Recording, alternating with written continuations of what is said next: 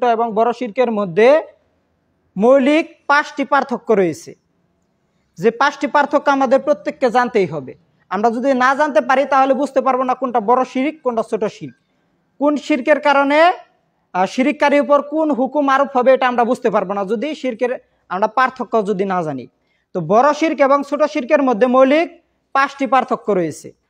তার মধ্যে প্রথম পার্থক্য হলো বড় শিরক তাতে লিপ্ত ব্যক্তিকে ইসলামের গণ্ডি থেকে সম্পূর্ণরূপে বের করে দেয়, কিন্তু ছোট শিরকে লিপ্ত ব্যক্তিকে ছোট শিরক ইসলামের গণ্ডি থেকে সম্পূর্ণরূপে বের করে দেয় না।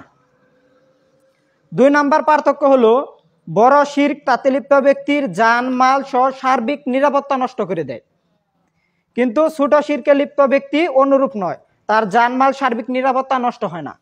জানমাল সার্বিক নিরাপত্তা নষ্ট মানে কেউ যদি ইসলাম কবুল করার পর তার মধ্যে যদি শিরিক উপস্থিত থাকে বা যদি কেউ ইসলাম কবুল না করে তার মধ্যে যদি শিরিক থাকে, বড় শিরিক থাকে, তাহলে শাসক চাইলে তাকে হত্যা করতে পারে।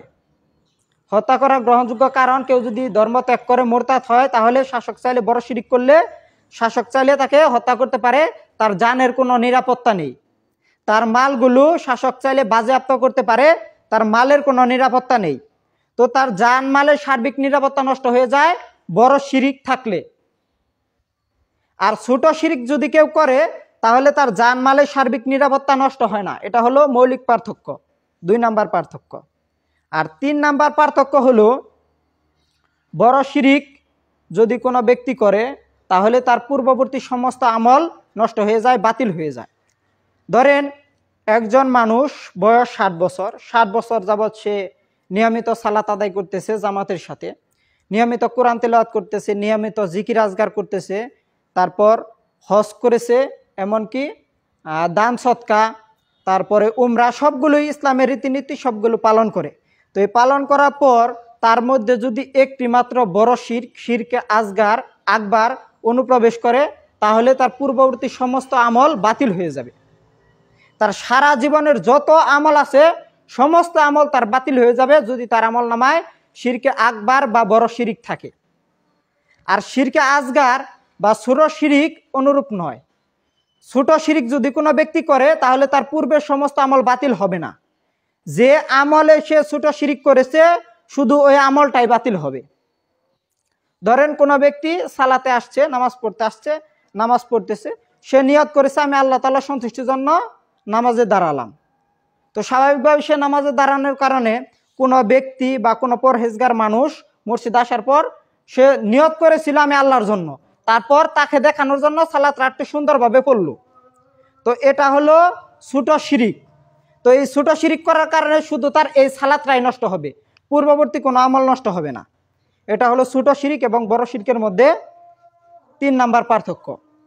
ছোট শিরক এবং বড় শিরকের মধ্যে মৌলিক যে পার্থক্য রয়েছে তার 4 নম্বর পার্থক্য হলো বড় শিরিক করলে ব্যক্তি চিরস্থায়ীভাবে জাহান্নামী হয়ে যাবে, সে আর কোনোদিন জান্নাতে প্রবেশ করতে পারবে না। কোনো ব্যক্তির আমলনামায় যদি বড় শিরিক থাকে এবং ওই অবস্থায় যদি মারা যায় তো তাকে জাহান্নাম থেকে বের করে নেওয়ার কোনো সিস্টেম নেই। তো সে চিরস্থায়ীভাবে জাহান্নামে বসবাস করবে, তাকে চিরস্থায়ীভাবে জাহান্নামে থাকতে হবে। কিন্তু কোনো ব্যক্তি যদি ছোট শিরিক করা অবস্থায় মারা যায় তাহলে তাকে চিরস্থায়ীভাবে জাহান্নামে থাকতে হবে না।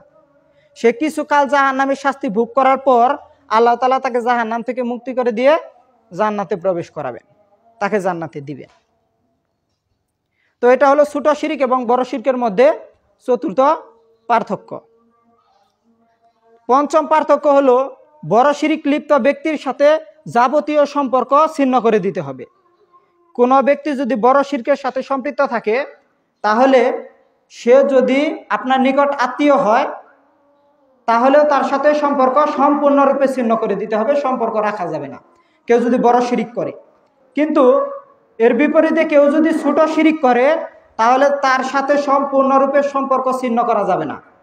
তার আমলনামায় যতটুকু শিরিক আছে ততটুকু তার সাথে সম্পর্ক ছিন্ন করতে হবে, তার মধ্যে যতটুকু ঈমান আছে ততটুকু তার সাথে সম্পর্ক রাখতে হবে।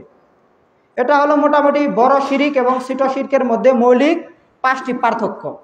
আপনি যদি এই পার্থক্য কোনো না জানেন তাহলে কেউ যদি ছোট শিরিক করে তারপরও তাকে ইসলামের গণ্ডি থেকে বের করে দিবেন হুকুম দিয়ে। মনে করবেন এটা মনে হয় তার মধ্যে বড় শিরিক হয়ে গেল। আসলে তা নয়, বড় শিরিক এবং ছোট শিরকের মধ্যে এই মৌলিক 5টি পার্থক্য রয়েছে।